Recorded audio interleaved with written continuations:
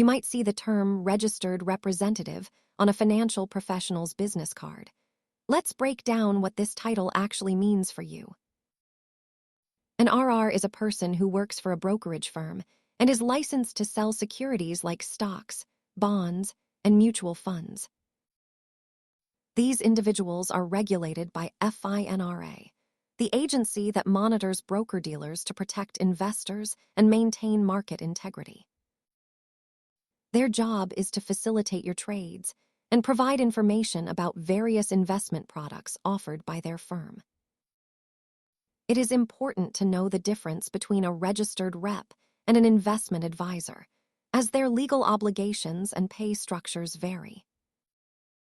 Registered representatives typically earn money through commissions on the products they sell, rather than charging a flat fee for ongoing advice. Before you choose who to work with, verify their history and license status on the official SEC BrokerCheck website. Knowing your financial professional's role helps you make informed choices. Thanks for watching, and remember to always do your own research.